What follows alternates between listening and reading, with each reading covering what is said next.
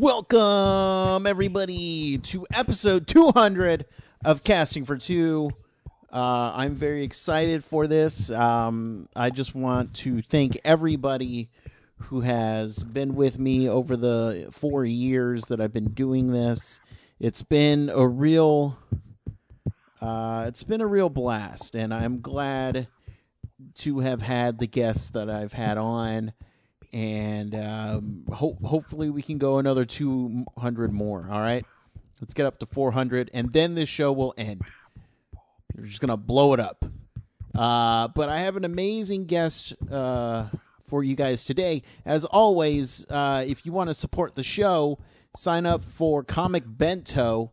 You can go on to comicbento.com and receive a monthly graphic novel subscription box filled with just good graphic novels. Use the code CASTING2 for $5 off, and that is casting and the number 2 in the for your promo code. And then, as always, if you want to contact me, you can do that on Twitter and Instagram, both at Casting for Two, and also listen to the other podcast I do with the always lovely, the always beautiful, the always enjoyable Megan Johnson, called Sunday Brunch, and that can be listened to at SundayBrunchPod.com, as well as iTunes and Stitcher and Google Play Music, all those places you can find that. So my guest for today is a wonderful Twitterer, musician, singer, Allie Goertz, and I was so happy to have her on just because I've been a huge fan of the work that she does, and I've been just keeping contact, keeping, an eye on everything she does, and I thought she would be perfect for the show, and I thought she would be perfect for episode number 200, so luckily she said yes because I tricked her. But you know what? Let's get into this episode, all right? So, Chris, cue the music, please.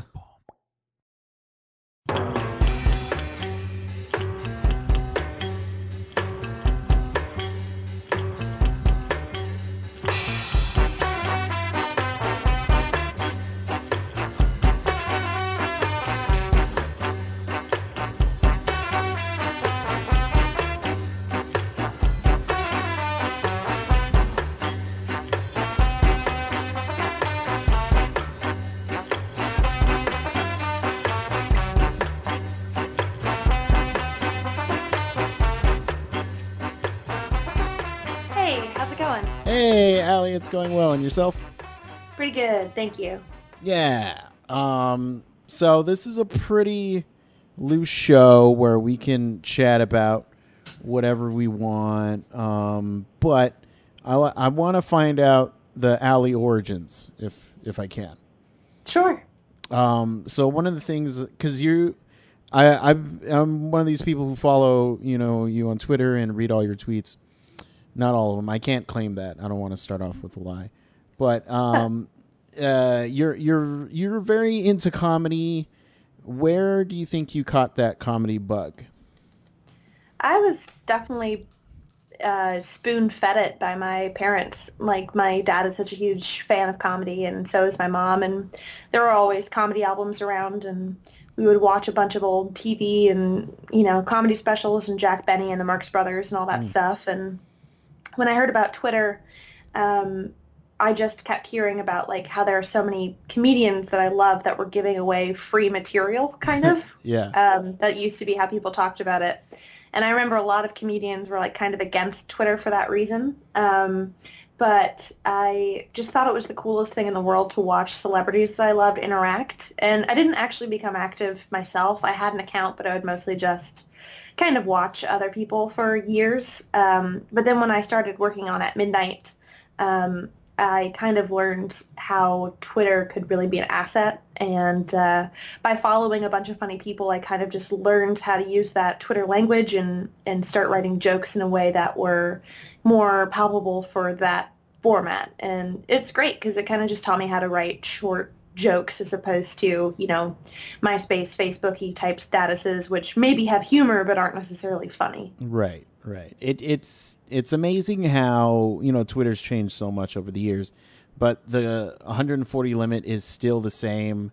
and it's always just I need to come up with something in 140 characters. I don't know what to do, blah, and then it makes you think harder.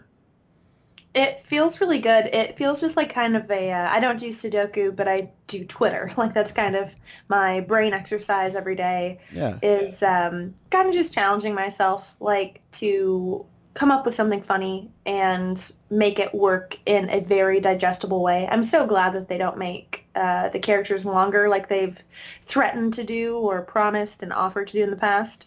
You could always just post a screenshot with a longer thing if you need to, but it's the shortness that kind of makes it so digestible and fun and unique. Yeah, yeah. And so, when you're talking about your comedy influences, do you have one specific comedy influence that you just you wouldn't want to live without? I don't know that it would just be one. I honestly have so many and from many different areas as well. Like I love comedy movies and I love comedy in terms of stand-up and Twitter and books and bands too. You know, I grew up on a lot of Dr. Demento and Mm. Tenacious D. Like my very first email address is tenaciousdfan4ever@yahoo.com.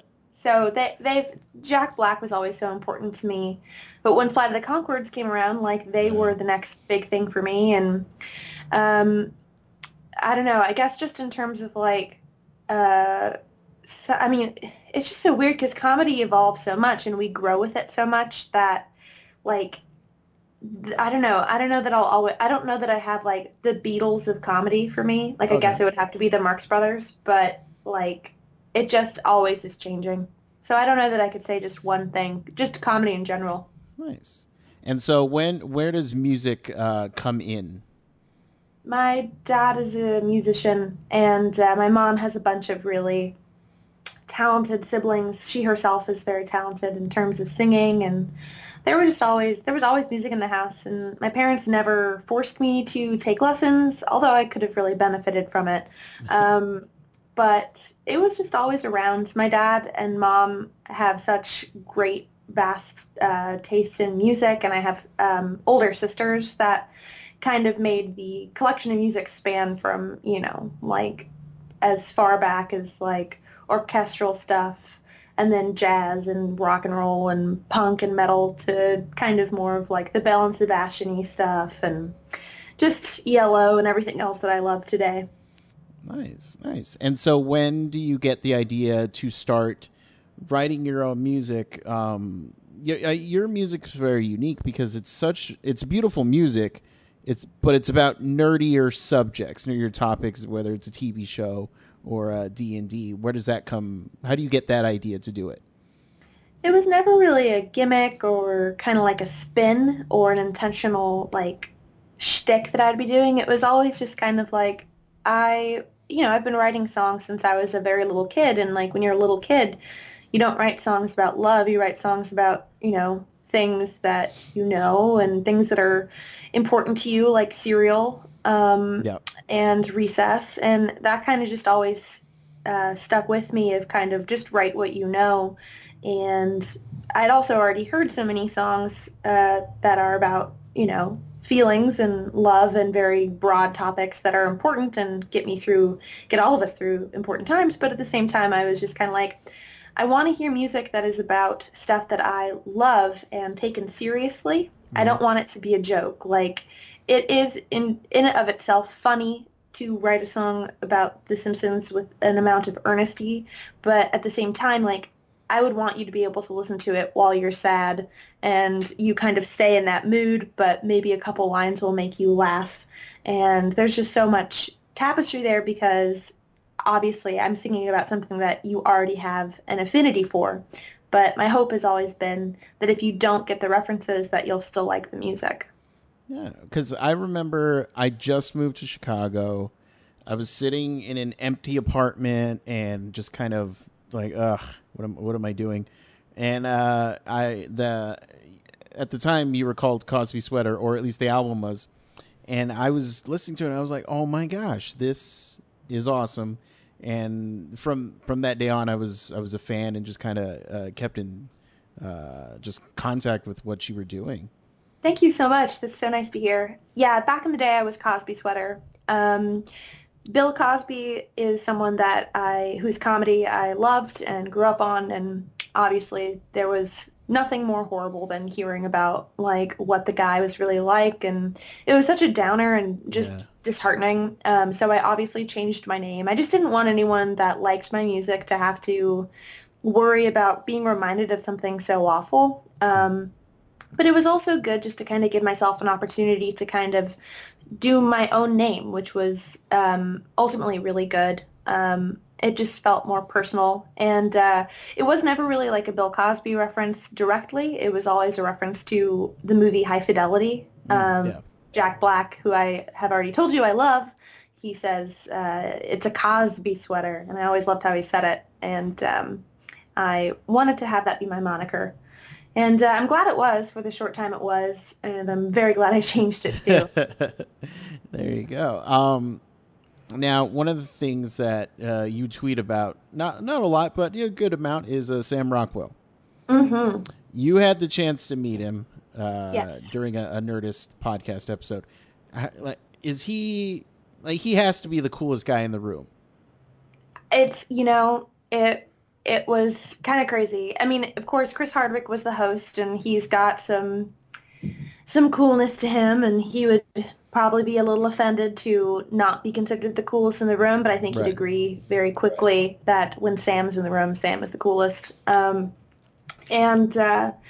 yeah, he was wearing not pajamas, but something similar to kind of like a dancer's, kickback clothes, because Sam is a dancer. Like, he dresses and acts like one. It's kind of funny. He had kind of like a sweatpants thing going on. I'm sure that they were very expensive. Right. But he was just so laid back and chill and funny, and you wouldn't, if you weren't already a big fan of his, you wouldn't know that he was a movie star. Like, he was just a really normal, funny dude. He definitely comes across like that in all the interviews I've seen, where he's like, yeah, I kind of act, but I'm just this guy. But Yeah. he's just so solid in everything he does. I was watching Mr. Right, and I was just like, why isn't he an action star? He's good at it. Why isn't he in everything? That's what I was thinking. He's very underrated. I was actually just watching F is for Family, which I love. For anyone that doesn't know it, it's on Netflix, and it's Bill Burr and Michael Price, and it's really great. And it's a very sad and earnest, but still funny cartoon. And that always, that's going to always strike a chord for me. But Sam Rockwell does the voice of kind of the porny neighbor, like just, he's always sleeping with other people and always has like these very tight outfits, and he's kind of rock and roll and sleazy, but in a very funny, charming way that only Sam Rockwell could do. Right. Okay, I'll have to check that out. Yeah, it's got Laura Dern as the mom. It's really great. Nice. And so, is there, because you did a Rick and Morty concept album, is there something else you would like to do? Maybe a dream project? Yeah, a while ago, kind of when I first started, I had maybe done like a few YouTube videos. Bad Robot approached me about doing like a Twilight Zone concept album. Oh, okay. I love the idea of like themed albums. I just think it's really fun. I've just always really liked themed stuff, like themed birthdays, and like just, I guess, the underlying theme of all of my music and everything that I do in any capacity is, at least I hope, just that it's completely earnest, and I hope that people could always tell that I'm just always very, very into whatever it is that I'm singing about or tweeting about. And, there's no irony with me. Like, I respect the people that can do irony well, but it's never been my thing. So the Twilight Zone one is something that, I didn't end up doing because right after we started planning it, Bad Robot got Star Wars. So obviously Star Wars is that was something where the entire kind of company was like, okay, we're Star Wars now. And I'm so glad it was, because it's been really cool to watch. But that was something that kind of got lost along the way, that I would love to do down the line. But Aside from that, like I kind of just, in terms of like the pop culture stuff, like before I wrote the Rick and Morty album, I kind of had this song that I wrote that was about being a one-trick pony and feeling like I'd used up all my tricks already of singing about pop culture, and now I kind of want to do more stuff in the style of Baby Man and Fiona Apple and all these, singers I love, that, maybe is not so much about specifics. But then Rick and Morty came out, and I just fell in love with it so much that I had to write about it. And then not only did I write about it, I completely changed my sound for that album. And it's all electropop and dancey, whereas my earlier songs are folk. So it really is just whatever inspires me in the moment, I guess, is what will yield the best results. But one thing I would be very remiss if I didn't do was start a full band that kind of had more of a early Weezer, That Dog sound, or even something on the other spectrum of like Ben Folds. But like, I play piano, and so I'd love to have just a full band. If I could die having had a full band at some point in my life, other than when I was the drummer of a high school band, I'll die very happy. What was your high school band's name? We had like four different names. They were a band before I joined. They used to use a drum machine, and then I joined in as the real human drum machine. Right. And we were called when I joined. We were called Cowboys versus Indians. Oh. And certain names don't. Much like Cosby Sweater, certain names you realize are bad in retrospect. And then we were Smash Your TV. That was a name that I came up with. Okay. And then we were the Business Cats. So that was all one band. We had three different rebrandings. So that is a theme in my career, it would seem. Yeah, Smashing TVs is a great name. Oh, Smash Your TV. Oh, sorry. A little bit too Smashing Pumpkins, but yes. Thank you. Yeah, that's see the bands I was in, one of them was called Rec 173. Not because of Blink 182, but because that was the license plate of my friend's grandpa's truck. Nice. And it just stuck. And then we were the Vitos, which is a band that was devoted to the late Don Vito from Viva La Bam. That's great. Yeah. And then the last one was a Schwade Magnum, which was the opposite of Velvet Revolver. There you go. So unfortunately, none of the bands ever made any kind of real music. That's okay. Music is only so much of bands these days. Right. And it's fun to just get with your friends and do something dumb. I agree completely. So you do a couple of podcasts. You do you have a Simpsons podcast, but you've also done Twin Peaks, and I gotta ask you. Yes. Twin Peaks, it's back. How do you feel about it? I think it's amazing. We brought the podcast back as soon as the show got back for season 3, and for those that don't know, the first podcast, like the point of it was that I had never seen Twin Peaks before, and my friend, who's a film critic, Jeremy Smith for Ain't It Cool News, would kind of guide me through it, and I would guess who killed Laura Palmer and just experience what it was like watching it for the first time. And I'd actually have to wait a week in between viewings, even though it was all available on Netflix to binge. And I just fell in love with it, and it was just so special to me. And to then have to wait, over a year for then the movie to come, or I waited a year until I watched Fire Walk with Me, because I also wanted it to be authentic, and then to be able to watch this new season with everybody for their first time. It's just really special, and I love that you can't binge it, even though there are moments that I obviously want to see what happens next. I just like that kind of old school way of viewing things, and it has a lot of moments of old Twin Peaks while still having this new feeling. And David Lynch is just putting his all into it, and the acting is phenomenal, and it's weird, and it's creepy, and it's very violent, and it's just great. I love it. Nice. I'm one of those people who doesn't really like to binge. I'm a week to week guy as Yeah. well. I gotta watch Silicon Valley every Sunday. It's part of my ritual. I feel you. I think it's good to have those things that we do every week or whenever it is, just for our brains. I think it's fun too. And it just reminds me of, being a kid and just, before DVRs or anything like that. It's you did have to plan out your days. Like, I can't do anything because freaking The Office is going to be on. So leave me alone, Which is everyone. fun. Yeah, yeah. Yeah. So for the people at home who would like to keep up with everything that you do, where can they do that? Um, for all my stuff, you can find me at Allie Goertz on everything, and I will always tweet about kind of what I'm doing. I'm also on Instagram. I do a lot of the Instagram stories, which are fun. And then alliegoertz.com. Everything's over there. There you go. And you released a new song recently, Oh or yeah, is although I a don't new know. cover? I mean. Oh sure, yeah. I'm always putting out little things.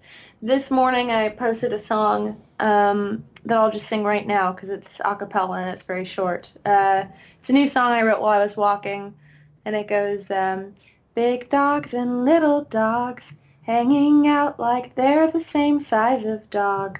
So there's that new hit of mine. And then yeah, I just did a cover of Allison, where the conceit is you know, that I know it's vain to sing a song that has my name in it, but Elvis just did this amazing rendition that I had to cover. And then, of course, when I sing it, I only know the lyrics that are the word Allison because Right. I'm vain. So that's a little number I just did. Yeah, it's fun. Nice, nice. But Allison, Allie, Allison, free. Anytime you want to come back on and chat, you are more than welcome. More importantly, I want to thank you for taking time out of your schedule to chat with me. Oh, of course. I assumed it would be a much longer show, so if you have any other questions, I'm happy to answer them. But Um, otherwise, we'll save it for the next podcast. we could say, yeah. I mean, the show's pretty short. Good for What you it for doing that. what? All of my podcasts are way too long because as you can tell, I love to talk and talk. Right, and I love talkers. The casting for two. My goal was always to do like under 30 minutes, around there. Oh, that's great. And then I have my long podcast that usually maxes out at 2 hours. So Oh, see, there you go. yeah, I got a good mix. For now, I should ask you, for you, what makes a perfect song? Uh, I think there are many different types of songs that are pleasing, and there are certain days where I can only listen to punk, and other days I can only listen to hip hop. But the things that they all have in common is they just make you feel really good when you're listening to them, and it doesn't really matter if it's the lyrics or if it's the hook. Just a song that makes you really feel something and kind of take you to a different place is what I look for. There you go. And has there anything recently been out that you have really enjoyed that did that for you?